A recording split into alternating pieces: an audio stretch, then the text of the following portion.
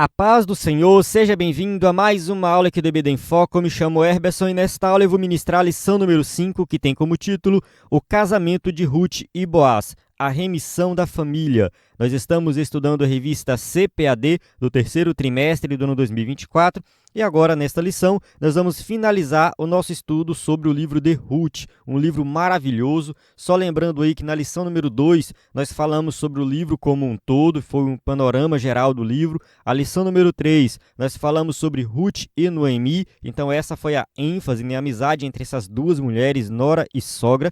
Na lição número 4 nós falamos sobre Ruth e Boaz. Então apresentamos aí um pouco da história dos dois, como eles se encontraram, se conheceram.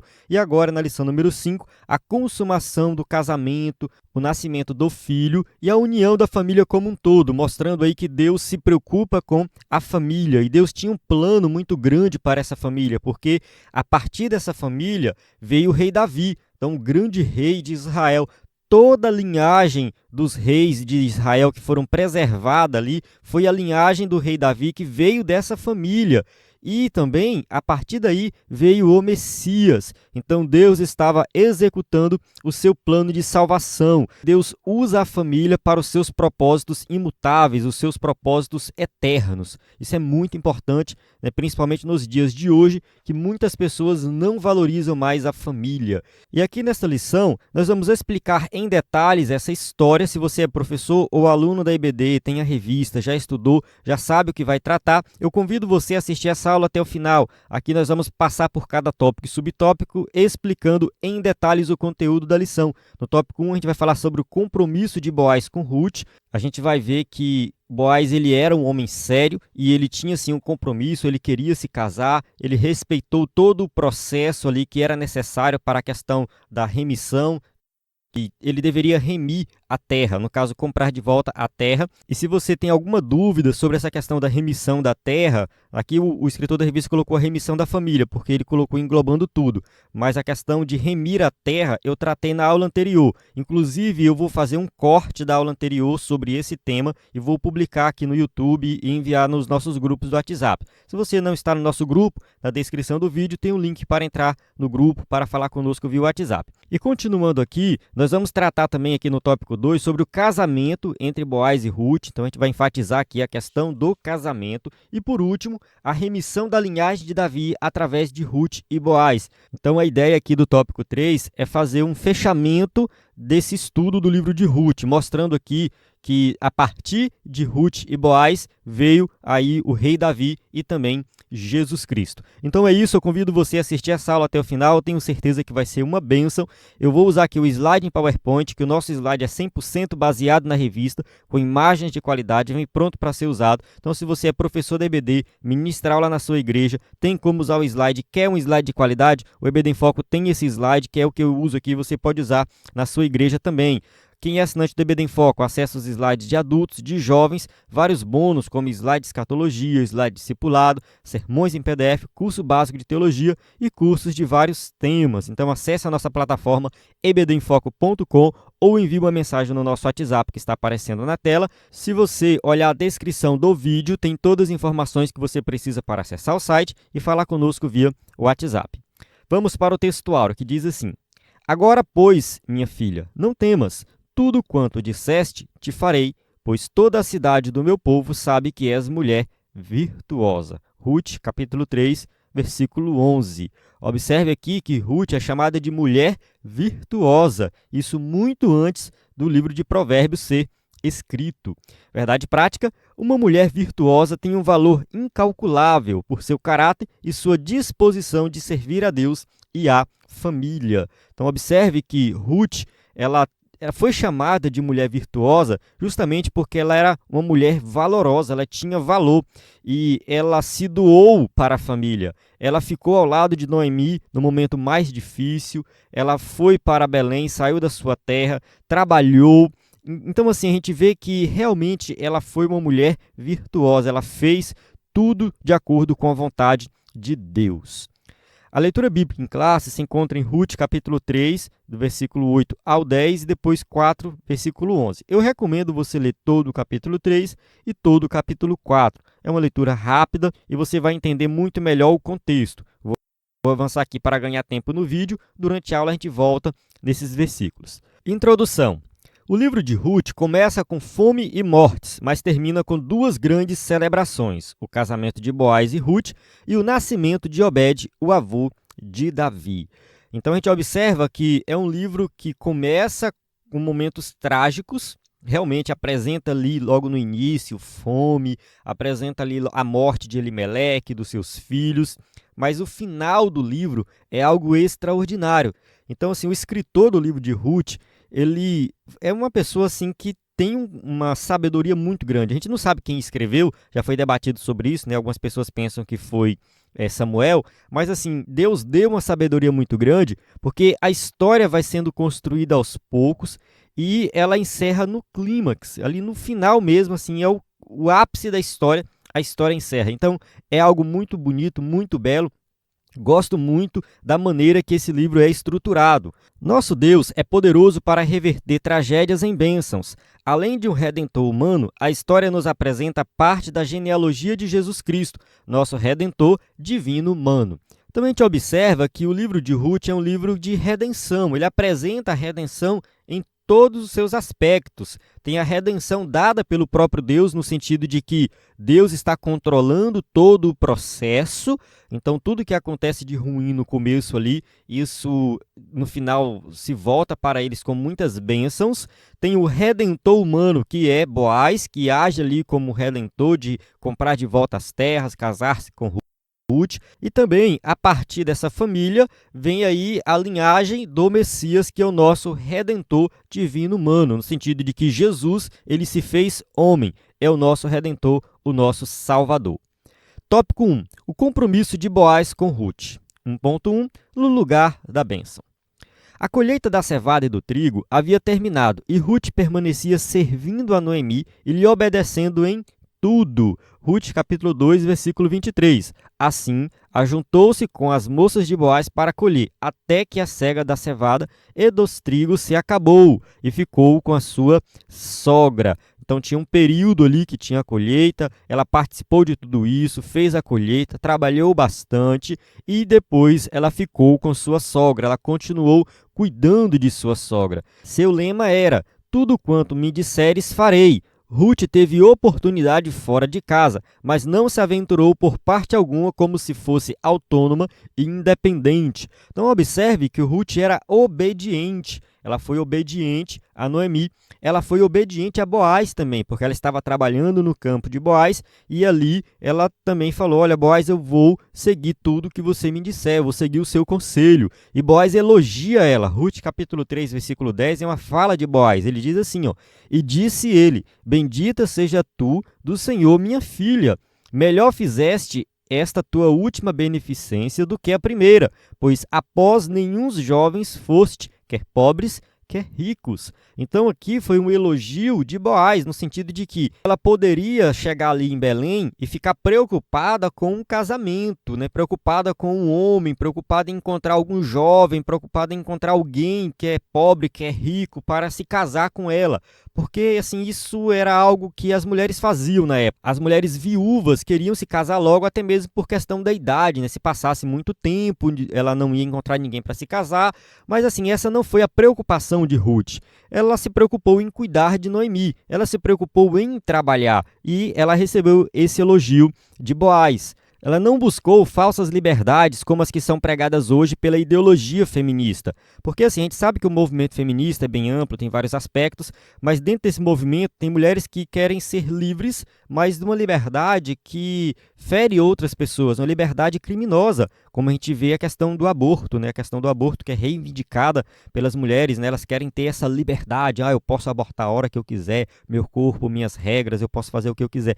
Então não é bem assim, então a gente tem que ter um pouco de cuidado com essas ideologias, né? E Ruth não, Ruth, ela estava dentro de um contexto que não tem nada a ver com os dias de hoje, é claro, né? A gente não pode misturar as coisas, mas ali dentro daquele contexto, Ruth, ela se adaptou àquela sociedade, ela fez o seu trabalho, ela simplesmente agiu, ela fez a vontade de Deus, podemos colocar assim, né? A liberdade dela estava pautada em Deus. Da mesma forma que hoje a nossa liberdade é em Cristo Jesus. Somos livres em Cristo Jesus. Sua lealdade e sujeição fortaleceram o desejo de Noemi de vê-la casada novamente. Então observe que Noemi queria que Ruth se casasse, que ela constituísse uma família. Ter um novo lar era fundamental para a felicidade e segurança de Ruth.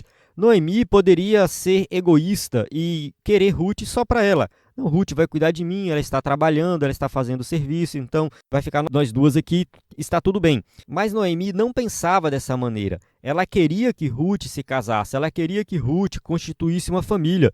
Isso ia trazer felicidade para Ruth, e se Ruth fosse feliz, ela também seria feliz. O casamento é uma instituição divina fundamental para a solidez da família, da igreja e de toda a sociedade. Então nós sabemos que o casamento é algo fundamental, porque é através do casamento que a família é constituída, através do casamento a igreja é fortalecida, então toda a sociedade se beneficia dessa instituição divina, tá? O casamento. A bênção de Ruth estava chegando e ela permanecia no lugar certo. Então assim, Ruth estava passando por um problema muito sério, muito difícil, que era estrangeira, era uma mulher pobre, viúva, estava somente ela e Noemi.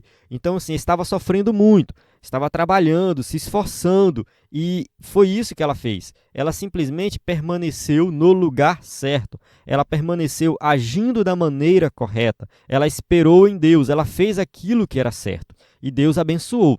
Tópico 1.2, a iniciativa de Noemi. Os cereais colhidos eram levados para a eira, um terreno plano preparado para a debulha das espigas. Noemi soube que naquela noite Boaz faria aquele trabalho. Então, assim, a eira era um local em que eles armazenavam ali os cereais colhidos e depois eles iam debulhar. Eles iam fazer um serviço ali que ia separar o cereal da casca, né, das palhas e tudo mais. Para que isso acontecesse, o processo fosse um pouco mais ágil, era necessário eles fazerem isso num horário que tivesse vento.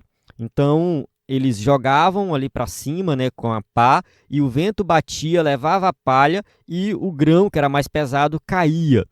É por isso que Boaz fez esse serviço à tardezinha, já ao anoitecer, né, e Ruth foi lá trabalhar nesse sentido também, ou seja, foi trabalhar, foi fazer parte desse trabalho, porque ela fazia isso com o cereal que ela colhia. Então, assim, era um trabalho que era realizado logo no final da colheita. Então, era uma grande oportunidade para Ruth se aproximar dele e demonstrar seu interesse em ser remida. Sem que fosse notada, Ruth deveria esperar que Boaz se deitasse, lhe descobrir os pés e deitar-se discretamente. Então, assim, eles iam para a eira, faziam o trabalho, depois eles tinham ali comida, bebida, tanto que o texto vai dizer, né, que Boaz vai se deitar depois que ele come e bebe, e ela vai fazer a mesma coisa, ela está lá participando de tudo isso. Eu acho que eles tinham meio que uma festa ali, né? Então não chegava a ser uma festa organizada, mas era um momento também de comemoração. Eles trabalhavam e depois eles comiam, bebiam e depois iam dormir. E também é bem provável que Boaz dormiu na eira para vigiar os grãos que já tinham sido separados, né? Ele separava os grãos, colocava os montes ali e ele ficou lá vigiando. Talvez outras pessoas também dormiam lá. Enfim, acontecia roubos na época, né? Então eles tinham que ficar ali vigiando. Boaz saberia o que fazer quando notasse sua presença, o que demonstra tratar-se de um costume conhecido na época. Vamos ler o texto de Ruth, capítulo 3, versículo 4 a 7. Diz assim, ó, e há de ser que, quando ele se deitar, notarás o lugar em que se deitar. Isso aqui é Noemi falando para Ruth. Então entra, descobrir-lhe-ás os pés e te deitarás, e ele te fará saber o que deves fazer. E ela lhe disse, tudo quanto me disseres farei. Então foi para a eira e fez conforme tudo quanto sua sogra lhe tinha ordenado. Havendo, pois, Boaz comido e bebido, e estando já o seu coração alegre, veio deitar-se ao pé de um monte de cereais. Então veio ela de mansinho e lhe descobriu os pés e se deitou. Então aqui está bem explicado, né? Ele estava na eira, então a eira era o local onde ele separava os grãos ali da palha, e depois tinha comida e bebida, ele foi se deitar, ou seja, ele já estava alegre, né, de coração alegre, então provavelmente estava tomando vinho. deitou-se perto do monte de cereais, aos pés do monte de cereais, provavelmente para vigiar aquele monte. E aí Ruth foi e seguiu o conselho de sua sogra, deitou aos pés de Boaz. Estender a capa era sinal de compromisso de casamento. Olha só o que ela diz para ele, Ruth capítulo 3, versículo 9. E disse ele: quem és tu? E ela disse: sou Ruth, tua serva. Estende, pois, tua aba sobre a tua serva, porque tu és o remidor. Então aqui Ruth meio que fez um pedido de casamento para Boaz. Isso não era muito comum, mas Boaz entendeu a mensagem. Então ela usa uma linguagem figurada, uma linguagem que na época era conhecida, e Boaz entendeu o que estava acontecendo, porque aqui ele acordou meia-noite e viu ela. Então assim, quem é você? Estava escuro, né? Ele não estava vendo quem era ela. Então ela fala, sou Ruth. Então eu estou aqui, eu fiquei aqui também, eu resolvi dormir por aqui também, mas eu tenho interesse, né? Eu tenho segundas intenções, é mais ou menos isso, né? Não no sentido de que Ruth queria ter alguma relação com ele naquele momento, não é isso, mas Ruth tinha o interesse de casar-se com ele, ela queria se casar com ele, ela estava interessada, né, nele para se casar com ele. Então em Ezequiel, capítulo 16, versículo 8, essa prática é mencionada como metáfora representando o compromisso de Deus com Israel, a questão da capa, né? Vamos ler aqui Ezequiel capítulo 16, versículo 8. E passando eu por ti, vi-te, e eis que o teu tempo era tempo de amores, e estendi sobre ti a ourela do meu manto e cobri a tua nudez. E dei-te juramento e entrei em concerto contigo, diz o Senhor Jeová, e tu ficaste sendo minha. Então aqui a linguagem figurada também apresenta isso, eu estendi sobre ti o meu manto. Então aqui representa a questão matrimonial, né? Então aqui tem um matrimônio, tem a intenção de casamento. 1.3, respeitando o processo. Para encontrar-se com Boaz, Ruth deveria banhar-se, se perfumar e vestir sua melhor roupa. Então Ruth, capítulo 3, versículo 3. Levanta-te, pois, unge-te e veste as tuas vestes e desce à eira. Porém, não te des a conhecer ao homem, até que tenha acabado de comer e beber. Então aqui a gente vê toda uma preparação para que ela realmente chamasse a atenção de Boaz, algo mais discreto, né, porque ela estava arrumada, perfumada e tudo mais, nada muito diferente do que acontece nos dias de hoje, né? Assim como não exclui a ternura, a santidade não despreza a beleza, desde que com simplicidade, em pureza e moderação. Vamos ler aqui a orientação do apóstolo Paulo a Timóteo, né, na sua primeira carta a Timóteo, capítulo 2, verso 9 e 10. Diz assim, ó, que do mesmo modo as mulheres se ataviem em traje honesto, com pudor e modéstia, não com tranças, ou com ouro, ou pérolas, ou vestidos preciosos, mas, como convém a mulheres que fazem profissão de servir a Deus, com boas obras. Então o que o apóstolo Paulo está dizendo aqui é que o que deve chamar a atenção na mulher são as boas obras, é o seu pudor, é a sua modéstia. Não é que a mulher não deve usar nenhuma joia, nenhuma roupa bonita, não é isso. A gente tem que ter muito cuidado com esse tipo de pensamento. Sabemos que na nossa igreja, há um tempo atrás, era pecado usar um brinco, usar um cordão, usar uma pulseira. Até hoje, algumas igrejas ainda consideram isso, né? Eu já recebi reclamações aqui no slide do EBD em Foco porque eu coloquei uma mulher com brinco. Ah, não, irmão, não pode, porque na nossa igreja aqui é pecado usar brinco. Assim, sinceramente, eu acho que esse tempo já passou. Não é isso que a Bíblia ensina. Não tem nada na Bíblia condenando o uso de joias. Eu não vejo dessa forma. O que eu vejo nessa passagem aqui de Timóteo e outras passagens é que o uso de joias, o uso de uma roupa bonita, não deve ser o principal na mulher para chamar a atenção. A mulher tem que chamar a atenção pelas boas obras, né, pela honestidade, pelo respeito, enfim, ela tem que chamar a atenção pelas suas qualidades e não usar simplesmente a beleza ou a maquiagem, enfim. Mas assim, nada disso é proibido, eu não vejo dessa forma. Eu acho que a mulher cristã, ela deve sim se arrumar. Se ela gostar de maquiagem, ela pode sim usar uma maquiagem. Se ela gostar de usar joias, ela pode sim usar joias. Eu sei que muita gente vai discordar de mim, mas esse é o meu pensamento, eu vejo dessa maneira. Então a gente precisa sim cuidar da aparência, tanto homens como mulheres, tá? Isso aqui está valendo para os dois. Por volta da meia-noite, Boaz acorda assustado com uma mulher deitada a seus pés e pergunta: quem és tu?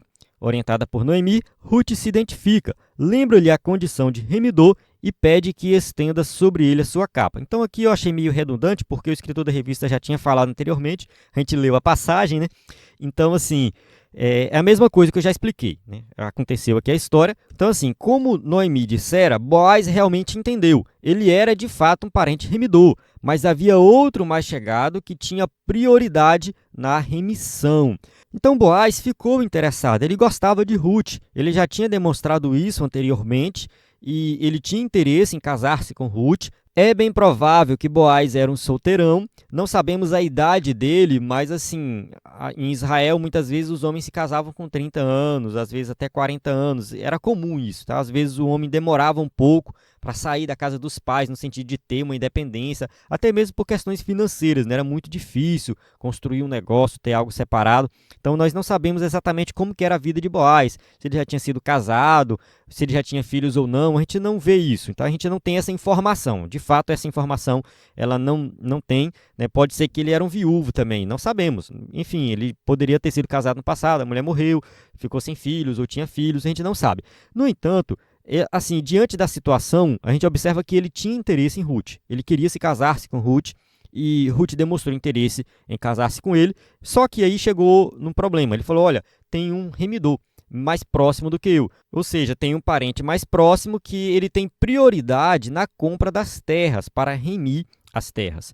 Era preciso aguardar, respeitando o processo. Se te não quiser redimir, vive o Senhor que eu te redimirei. O caráter santo de Boaz e Ruth novamente se manifestam. Então aqui, Boaz já estava vinculando a questão da redenção da terra com a redenção de Ruth, no sentido de casar-se com ela. Sem qualquer contato íntimo, ela passou o restante da noite deitada aos pés dele e saiu bem cedo, para não ser percebida. Mesmo estando perto, uma bênção pode ser perdida se não soubermos esperar o tempo certo e respeitar o devido processo. Salmo 27:14. Espera no Senhor, anima-te e ele fortalecerá o teu coração. Espera, pois, no Senhor. Então a gente vê aqui Ruth e Boaz respeitando todo o processo. Eles não avançaram o sinal, eles não tiveram relações antes da hora. Não, nada disso. Eles simplesmente fizeram tudo da maneira correta para que ocorresse bem entre eles, para que eles tivessem uma família abençoada e não perdesse as bênçãos do Senhor. Então é isso, né? Espera no Senhor e ele fortalecerá o teu coração. Então espera no Senhor. Essa é a mensagem, essa é a palavra que nós devemos colocar em nosso coração. Então Deus vai te abençoar. Tópico 2, o casamento entre Boaz e Ruth. 2.1, concluindo o negócio. Ruth teve a iniciativa de sugerir a Boaz que exercesse o papel de remidor, conforme o costume da época, mas era fundamental que ele superasse o obstáculo que havia, a preferência do parente mais próximo. Então tinha essa preferência, o parente mais próximo é que tinha o direito de comprar de volta as terras que foram vendidas por Elimeleque. Eu expliquei isso na aula anterior, vou explicar rapidinho aqui. Elimeleque, quando foi embora de Belém, no caso foi para Moabe, ele vendeu as suas terras devido à pobreza e dificuldade financeira, e agora que Noemi estava voltando, voltou para Belém, ela queria as terras de volta, mas ela não tinha condições de comprar a terra. Porém, a lei dizia que o parente mais próximo, ele sim tinha esse direito, ele poderia comprar as terras de volta, porque as terras em Israel eram vendidas baseadas no ano do jubileu. Então, assim, quando a pessoa comprava a terra, ele pensava assim, quantos anos falta para o ano do jubileu? Falta 20 anos, então eu vou pagar o equivalente a 20 colheitas, porque quando chegava no ano do jubileu, a terra voltava para o dono original. Porém, nesse período aí, antes de chegar no ano do jubileu, a terra poderia ser comprada de volta. Então, como a terra poderia ser comprada de volta, era isso que Noemi queria fazer. Ela queria comprar a terra de volta, só que ela não tinha condições. Então, precisava do parente remidor. E o parente mais próximo tinha prioridade. Nesse caso aqui específico, o que ia acontecer? O parente mais próximo ia comprar a terra, Noemi não tinha mais herdeiro, porque o herdeiro era o homem, Noemi ia morrer em pouco tempo, porque ela já era idosa, e a terra ia ficar para o remidor. Então a ideia era essa, o remidor queria comprar a terra, ficar com a terra para ele, ia sustentar Noemi por um tempo, porque ela não ia viver muitos anos ainda, então depois que ela morresse, a terra ficava para ele.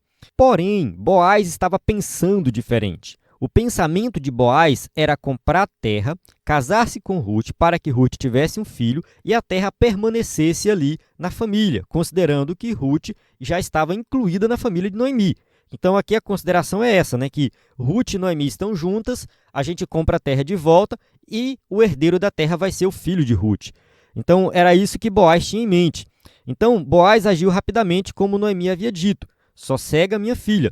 Aquele homem não descansará até que conclua hoje este negócio. Então, Ruth capítulo 3, versículo 18, Noemi deixa bem claro: Boaz vai agir o mais rápido possível, ele não vai se aquietar enquanto não resolver isso.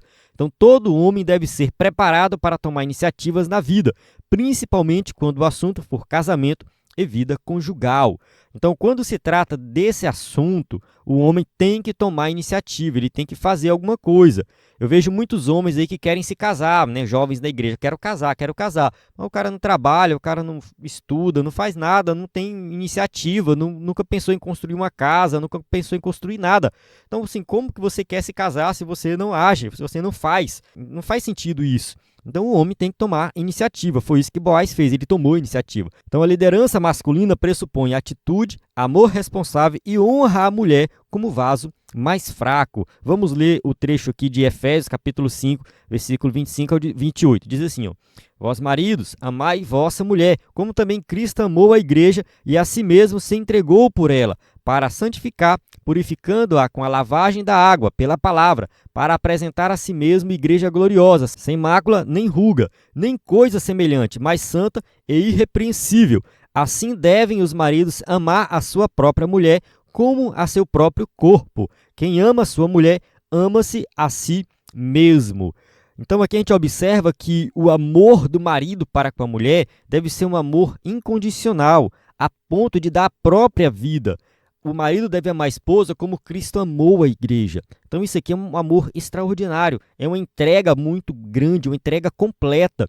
Então o marido deve sim se sujeitar à mulher da mesma forma que a mulher se sujeita ao marido. É uma sujeição mútua em que um está ao lado do outro. O marido é o cabeça, ele é o líder, ele é o responsável pela casa, o responsável pela família. Um respeito mútuo, uma sujeição mútua de tal forma que a família se fortaleça cada vez mais.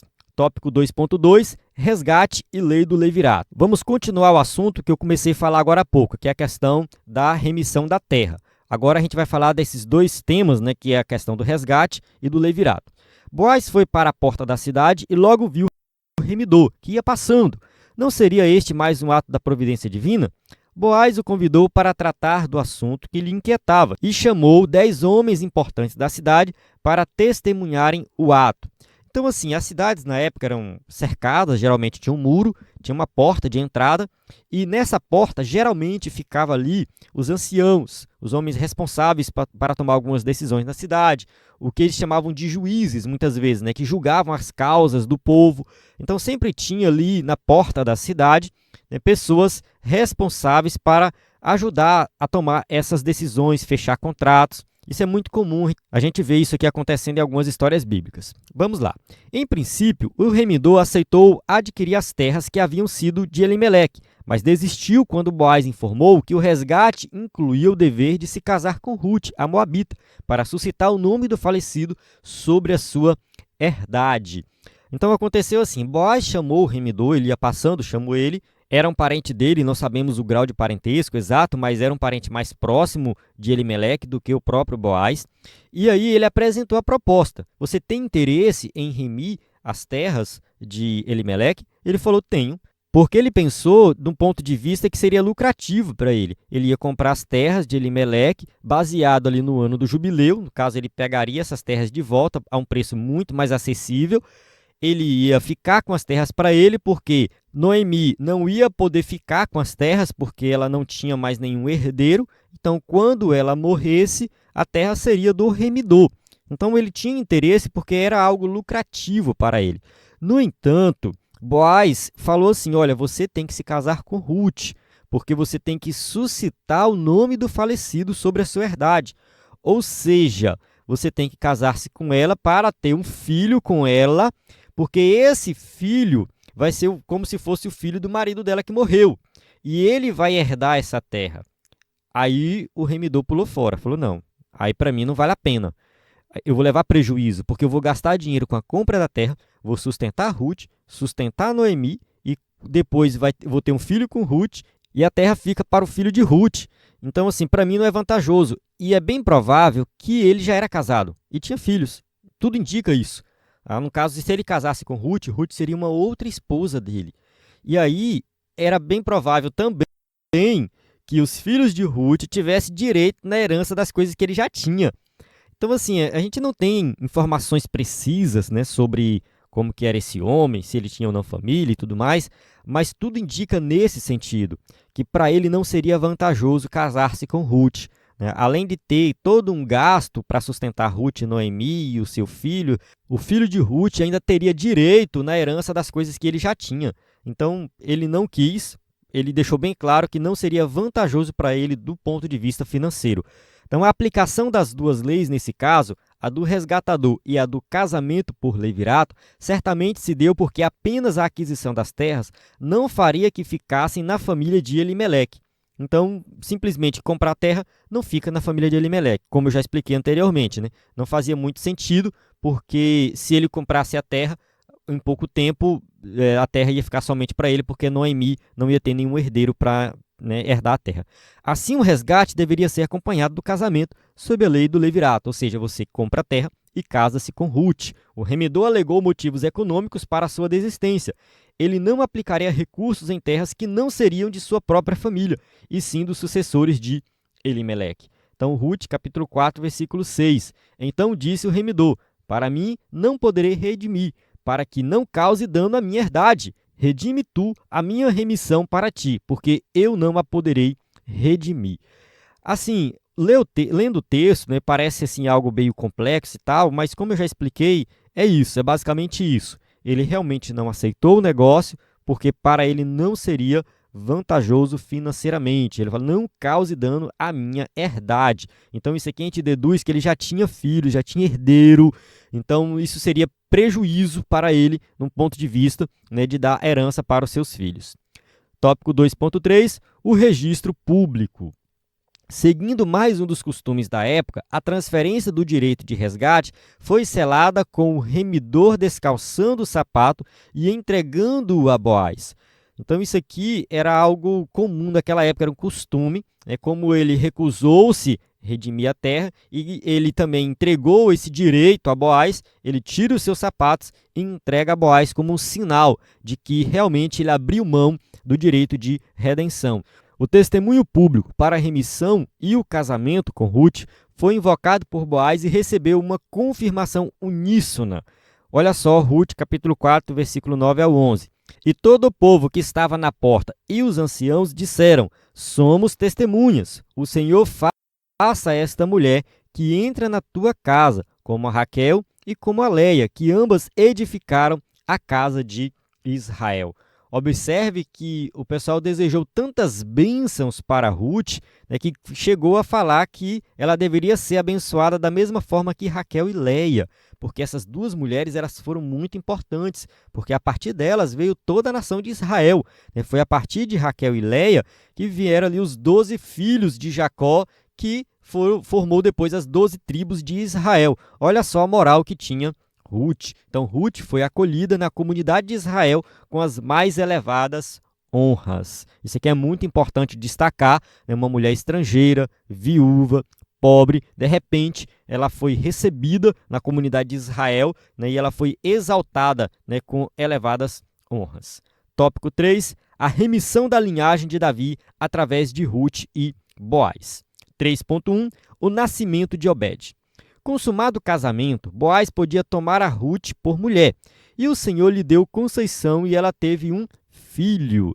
Então, Ruth, capítulo 4, versículo 3, deixa bem claro, que Deus abençoou, ela teve um filho. Então, foi grande a celebração das mulheres de Belém, pois entendiam como Deus estava agindo em favor de Noemi. Então, Ruth 4,14. Então, as mulheres disseram a Noemi: bendito seja o Senhor, que não deixou hoje de te dar remidor, e seja o seu nome afamado em Israel. Então, assim, as mulheres ficaram felizes, porque ali estava a Noemi, uma mulher que era triste, amargurada, e de repente, né, ela está ali com Ruth, né, casada, com filho.